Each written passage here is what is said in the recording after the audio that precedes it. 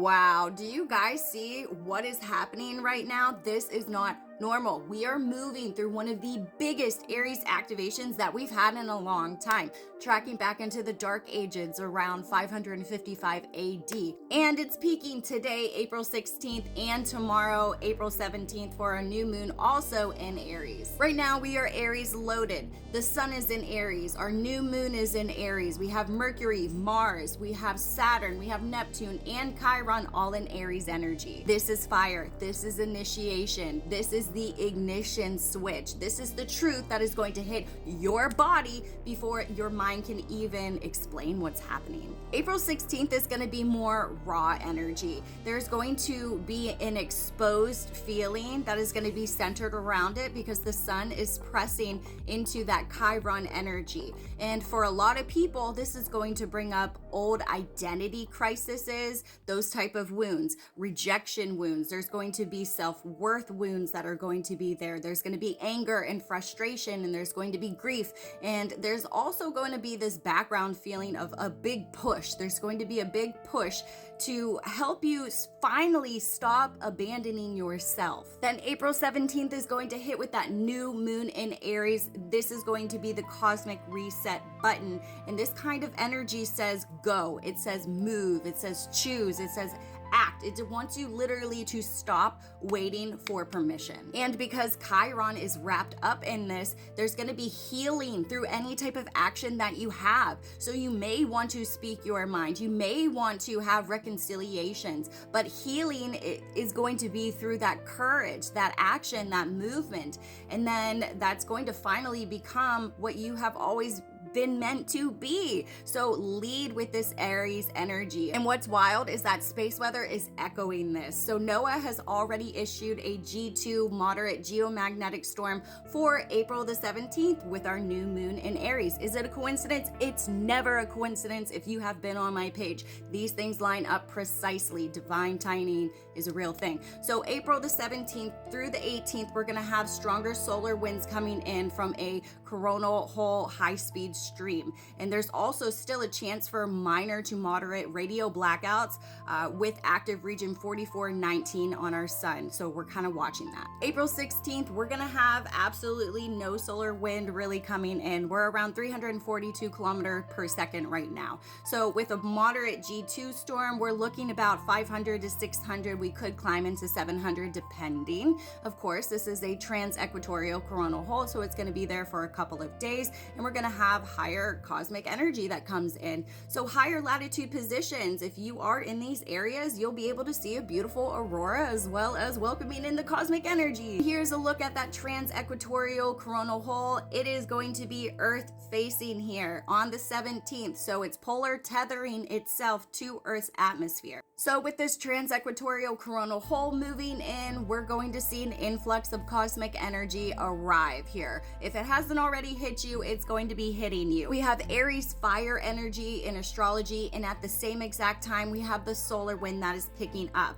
This can feel like anxiety in your body, pressure in your head, heart racing, heart surges. There's going to be insomnia. There's going to be irritability and anger and rage and frustration. There's going to be vivid dreams that you can tap into, ear ringing, euphoria, emotional releasing and purging. There's also going to be fatigue, but there's going to be bursts of energy at the same exact time. So if you're feeling this in your nervous system, you're trying to recalibrate this. This energy can make people feel like they are wired and restless and impulsive and emotional and activated and just deeply aware that something else is shifting. And spiritually, this is going to feel like the threshold because Aries is the first spark and it is the match. It is the divine impulsiveness to this, and it doesn't ask for consent. Aries never does. It just moves. Let's take a look at our sun. We have 5 sunspot regions here on our sun. Most are very, very stable, very small in size, not magnetically complex at all,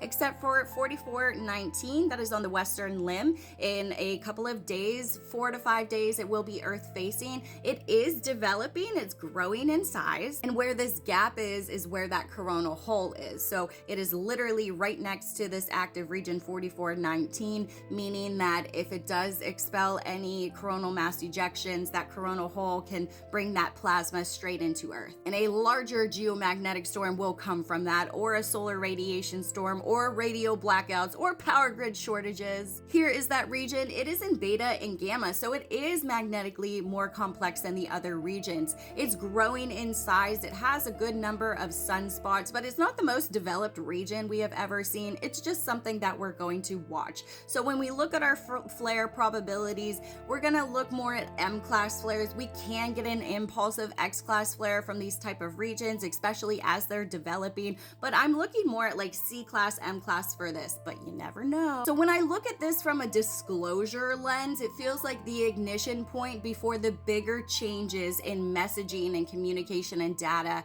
and what really is there gets revealed. And that's why I keep looking at the Uranus entering into Gemini on April 25th. We've been talking about this since our New Year's, actually. We went through the energy for our New Year's for the whole entire year, and April 25th is the date that stuck out because Uranus in Gemini is going to be the signal. This is going to be the disruption in the communication.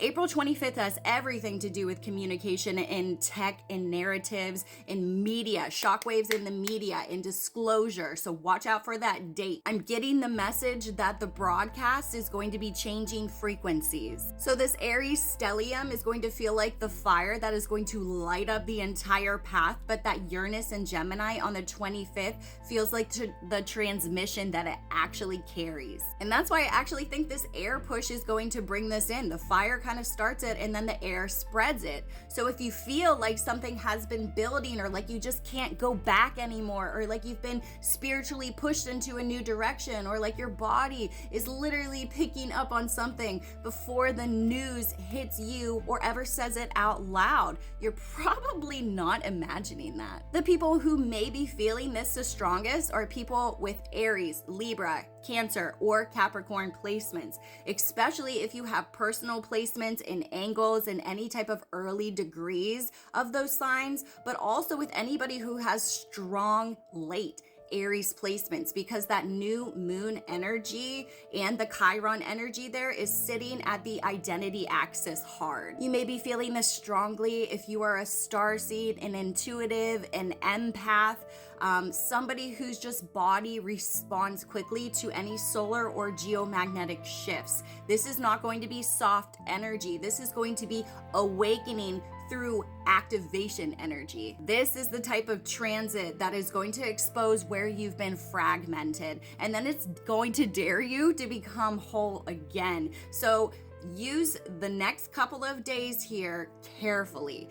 Protect your energy. You want to rest when your body is asking for it. It's not go time 100% for everybody. Some placements, like Cancer placements, sit on back, especially if you're a Cancer rising. Watch what is surfacing here. Watch what is unraveling all around you, and watch what is suddenly becoming undeniable. We also have Venus in Taurus energy, so this is going to be a really nice stabilizing heart foundation for us all. But don't think that any of this is random. This is a spark point. And if you want to understand how this Aries stellium, this new moon, and Uranus shifting into Gemini is going to activate in your personal chart, your soul mission, your karma, your deeper purpose, I offer natal chart readings and starseed origin readings. That's where you're going to go deeper into your chart, your energy, your gifts, and what timeline is going to be actually trying to awaken within you. You can book a reading or a one-on-one session with me at my website, sarahstarofficial.com. This is a huge moment, guys, and I really think we're only at the beginning. Follow for more.